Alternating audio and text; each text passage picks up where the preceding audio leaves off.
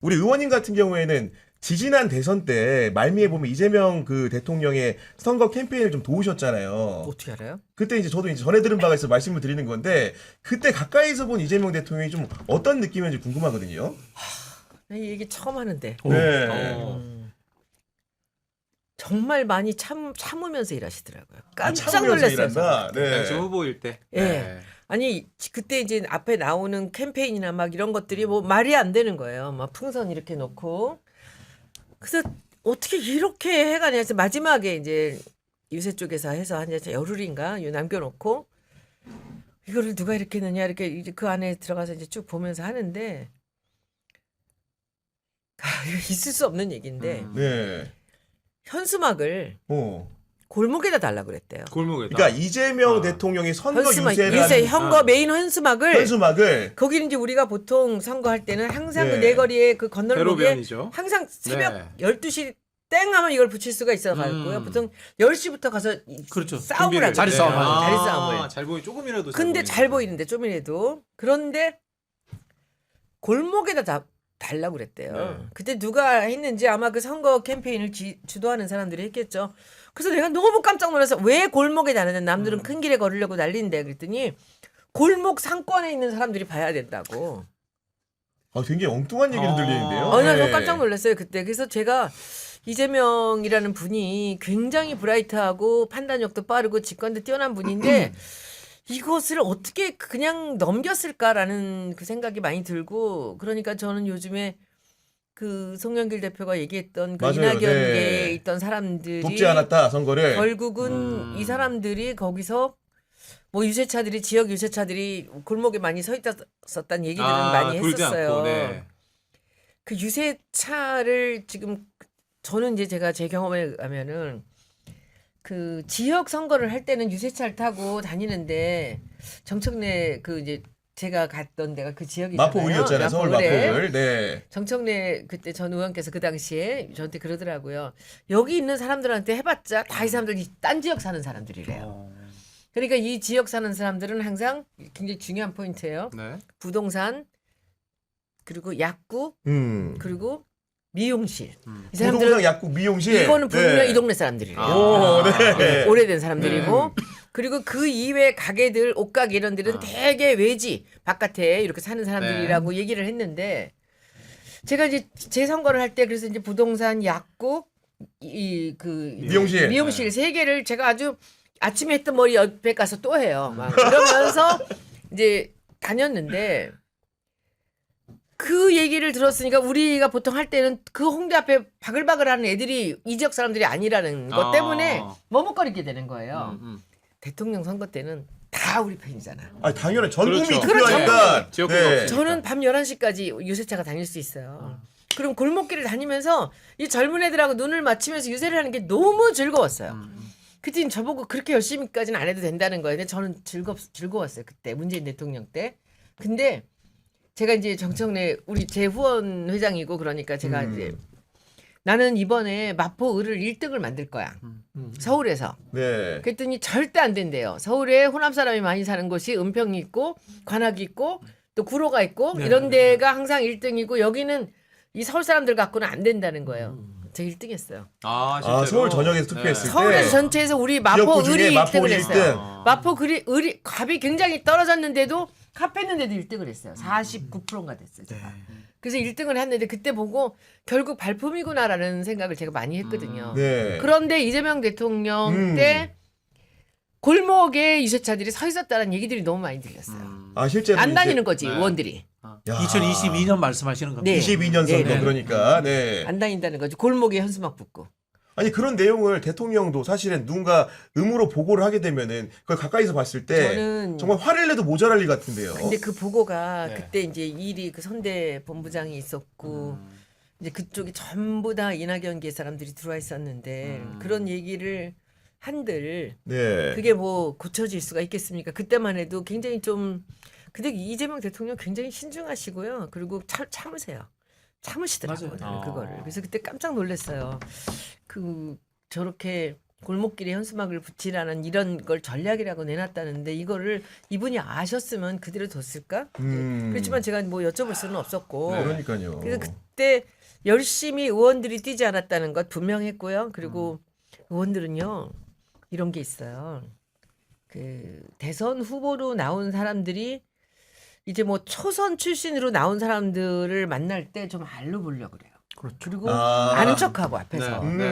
근데 지금 실제로는 노무현 대통령이 초선 출신이고 그렇죠. 문재인 대통령 초선 출신, 그렇죠. 이재명 대통령 초선 출신이잖아요. 그렇다고 보면 이게 이제 안 입고 온 거지. 4선, 5선들이 자기들을 다 제끼고 자기들은 대통령 후보라는 선에 한 번도 올라가 보지도 네, 못했는데 네. 이제 밖에서 들어와서 한 번 하고선 대통령 후보로 나가는 사람들을 보면 약간 좀 그 꼬운 부분이 있지 않았을까? 그런 생각을 해봤습니다. 연장선을 생각해 원론이죠, 보면은 원론. 네. 그 송영길 대표가 그래서 사실은 이제 뭐 친문계라고 통칭을 했지만 나중에 친낙계로 더 집중해서 말씀을 하셨는데 네. 기본적으로 지지난 대선 때 어쨌든 간에 직접 계셨으니까 여쭤보는 건데 선거 분위기 자체가 사실은 박빙으로 갔음에도 불구하고 그러니까. 당내에서 충분한 지지가 없었다. 이런 것들을 기자들 들어서 좀 알고 있거든요. 우상호 의원이 마지막에 총괄선대 본부장인가 들어왔거든요. 그 들어오기 전까지 특히 이제 언론 활동이라든가 말씀하신 그 홍보라든가 이런 부분들 그리고 특히 이제 TV 토론 한마디로 말해서 정리가 안 된 상황이었어요. 정리가 안 되는 예, 상황이었다. 그 TV 토론 하는데 사실 그때 잘못해서 내가 봤을 때는 TV 토론 팀을 용광로 팀으로 짜야 될 필요는 없거든. TV 토론 팀이라는 것은 이재명 후보 스타일에 맞는 사람들 중심으로 짰어야 되는데 뭐 이상하게 타 캠프 출신도 다 받아줘야 된다 이렇게 되니까 이른바 논쟁하다가 실제로 이재명 후보가 오랫동안 일했던 사람들은 이야기도 못 꺼내는 상황으로 가고 그런 일들이 많았어요. 그때 느끼시기를 이재명 후보 토론 잘한다고 하는데 왜 이렇게 압도하지 못하지? 그런 느낌 받으셨죠, 그죠? 그냥 그런 이유들이 다 있었던 거예요. 원고가 그런 네. 식으로 자기들 식으로 가. 그리고 이제 그 국회에서 보면은 사람들이 이제 그 문재인 대통령 때도 비슷했어요. 그게 이 연설 쪽, 이 토론을 준비하는 그 연설 쪽 팀들 사람들이 자기들이 뭔가 굉장히 많이 안다라고 얘기를 맞아요. 하잖아요. 내가 주도해야 된다. 우리가. 그러니까 주도보다 자기들 일이니까. 근데 보면은 문재인 대통령도 그렇고 이제 이재명 대통령도 굉장히 연설을 잘하는 사람들이에요. 근데 그런 사람들한테 이 사람들의 그 흐름을 그 톤으로다가 자기들이 쭉 적법하게만 이것만 해주면 되는 건데 그런 식으로 사실 좀 저는 그 뭐 친문계가 있고 친낙계 이렇게 얘기를 하는데 친문계가 사실 얼마나 됐겠습니까? 제가 보기엔 친문계 지금 남아있는 사람은 윤건영 하나밖에 잘 안 남아있는 것 같아요. 현재 의정 활동하는 사람 중에는 고민정 돌았잖아. 그랬어요? 얼마 전에 좀 이번에는 또 송영길 대표랑 좀 이 부분에 싸웠어요. 대해서는 본인 입장을 좀 이렇게 그렇죠. 강력하게 냈더라고요. 예, 얘기를 보니까. 했죠. 네. 그러니까 기본적으로 송영길 대표의 그런 입장 표명이 부적절하다는 취지로 반박하는 글을 올렸더라고요. 보니까. 네. 그거는 이제 그때 뭐 대표적인 친문계였거든요. 네. 이 사람들이 같이 대표적인 친문계였지만 그 사람들이 나와서 목소리를 내거나 하는 사람들이 과연 얼마나 됐었을까. 그 문재인 대통령이 상당히 좋아했던 의원 비서로 썼던 상당히 좋아했던 의원이 하나 있었는데 진짜 그분이 잘했어요. 근데 이분은 친낙계예요. 친낙계였다. 그래서 이분은 사실 친낙계라는 그 도장 때문에 거기서 정말 얼마 못 갔어요. 저는 그분이 너무 안타깝다고 생각하고 그분은 뭐 우리나라 법안도 제일 많이 냈고요. 포럼도 제일 많이 했고요. 진짜 의정활동 잘하셨거든요. 근데 그분은 문재인 대통령이 그렇게 신뢰하면서 함께 잘 했는데 결국은 그분은 처음부터 호남 출신이라서 친낙계였어요. 저는 그분이 그렇게 막 소외되고 막 폄훼당하고 할 때마다 너무 가슴이 아팠어요. 박광원 의원이에요. 박광원 의원의 경우. 네. 저는 그분이 정말 너무 감사했고 문재인 대통령 힘들 때 옆에서 그분이 소리 없이 도와줬던 것 제가 너무 진짜 보면서 저분이 저렇게 잘하고 나중에 알고 보니까 이분이 친낙계야. 그래서 결국은 나중에 수원에서 공천을 못 받았죠. 받았죠. 네. 그런 상황이 있었는데 우리 장소영 님도 당시에 대선이 좀 또렷하게 기억이 날 것 같은데 솔직히 뭐 삼자적인 입장에서 봤을 때 이재명 대통령이 선거를 소극적으로 일부 인사들이 도왔다. 이런 평가에 좀 동의를 하십니까? 어떻습니까? 그건 잘 모르겠어요. 네. 그런 얘기가 이재명 캠프의 친명 그룹에서 좀 나오더라고요. 그래서 아니 대선을 치르는데 정권 뺏기면 큰일 날 텐데 아무리 뭐 이재명 후보가 믿더라도 그렇게 소극적으로 움직였을까? 그렇게 생각을 했는데 뭐 손혜원 의원님 말씀도 들어보고 박진영 네. 원장님 말씀 들어보니까 진짜 그런 일이 있었겠구나 뭐 그런 생각이 듭니다. 근데 조금 이해는 되지 않아요. 아무리 미워도. 그 마지막 정무수석이 이철희 정무수석. 이철희 정무수석. 네. 이철희 정무수석이 이재명 대통령하고 관계가 좋았어요. 음. 관계가 나쁘지 않았어요. 나쁘지 않았는데 그쪽을 통해서 이제 여러 가지 의견들이 전달이 됐는데 결국 마지막에 민생지원금 문제 그게 누가 컸죠. 막았느냐. 네. 이거 한번 나중에도 따져봐야 될 것 같은데. 기재부 장관이 그때 막 길을 쓰고 네, 기재부 장관 이제 홍남기 장관이 막았다라고 됐는데 제 생각에는 대통령 참모들 중에도 그거 반대한 사람이 있었던 걸로 저는 그렇게 알고 있어요. 그러니까 송영길 전 대표가 당시 당 대표였고 어떻게 보면 대선을 진두지휘하는 전장에 있었기 때문에 후일담 이런 얘기를 하는 거고 그분의 책을 보더라도 홍남기 부총리에 대한 비난이 잔뜩 담겨 있더라고요. 당시에 그런 지원금 문제만 해결해줬으면. 그래서 본인 같은 경우에는 부총리를 바꿔달라고 청와대 건의까지 했음에도 불구하고 그렇게 안 된 부분에 대한 아쉬움을 얘기하는 건데. 근데 홍남기가 또 무슨 그렇게 얘기했어요. 문재인 대통령이 뜻이 없었겠지. 없었겠지. 뭐 네. 대통령이 해야죠. 대통령이. 그렇죠. 그러니까 네. 아니 그거는 잘못. 제가 왜 거기서 장관이 뭐가 중요해요? 저기 윤석열 나중에 돈 쓰는 거 보셨지 않습니까? 네. 그거 대통령이 내라 하면 내는 건데 대통령이 뭐 굳이 그것을 본인이. 근데 우리 문 대통령은 그렇습니다. 인사도 그분이 인사를 저는 문 대통령 욕을 한 번도 한 적이 없어요. 저는 문 대통령이 뭐 영입을 해서 들어온 사람이고 그분을 도우려고 들어왔기 때문에 그분에 대해서 평생 한 번도 저는 그 얘기를 한 적이 없는데 지금도 얼마 전에 김정숙 여사 어머님 돌아가셨는데 제가 못 갔어요. 못 가셨어요? 네, 왜요? 저는 안 갔어요. 그 옆에 탁현민 이런 애들이 있을 거라고 생각해서 안 갔어요. 네. 불편함이 있으시구나. 불편함이 아니라 원래는- 저는 제가 그렇게 얘기했습니다. 저기 김정숙 여사한테도 양산에 탁현민이 드나드는 하는 나는 안 간다. 우리 의원님이 그렇게까지 생각하시는 이유가 뭔지 좀 궁금하거든요. 뭐 여러 가지 이유가 있는데 네. 제가 이 자리에서 다 말씀드릴 수는 세세하게 말하기 없고 어렵지만, 네. 그 옆에 두어서는 안 되는 친구였어요. 야 이거 예. 저희 그런데 어. 제가 탁현민 씨를 2006년에 알았습니다. 우리 네. 회사에서 가족같이 지냈어요. 그래요? 같은 네. 회사에서 우리 회사 아니 저가 신영 박사님이 소개를 해줘갖고 이제 제가 공연을 하나 하면서 알게 돼갖고 굉장히 친했는데 나중에 보니까 이 친구가 문재인 대통령 12년에 이쪽을 돕고 있으면서 양정철하고 굉장히 친하게 지낸 거를 그때 아는 거예요. 제가. 그래서 이제 우리 회사에 제가 자연스럽게 양정철 씨가 이제 메신저로 저한테 온 거예요. 문 대통령이 저를 영입을 하기 위해서 원래 알아요. 저도 네, 다. 네. 그렇지만 이제 공식적으로 이렇게 올 때 이제 탁현민 씨가 옆에서 같이 있었거든요. 그런데 가까웠는데 제가 이 자리에서는 다 못하겠지만 그 제가 문재인 대통령 옆에 양정철은 결국은 뭐 가지 못했지만 탁현민이 가서는 안 되는 사람이었어요. 저는 그렇게 생각합니다. 우리 의원이 판단하시기에는 네네네. 그래서 그런 얘기들을 제가 많이 전했고 문제가 일어나는 부분들을 얘기를 했는데 그걸 끝내 내치기는커녕 끝내 지금 여기서 그 중간 역할을 하고 있잖아요. 그리고 거기를 드나들고 하는 저는 안 가요. 저는 그 정도로. 그래서 제가 네. 사실은 너무 가슴이 아팠어요. 어머니 이렇게 떠나시는데 가서 그 인사를 드리고 어머님도 전 너무 잘 알았고 그래서 이렇게 하고 싶었지만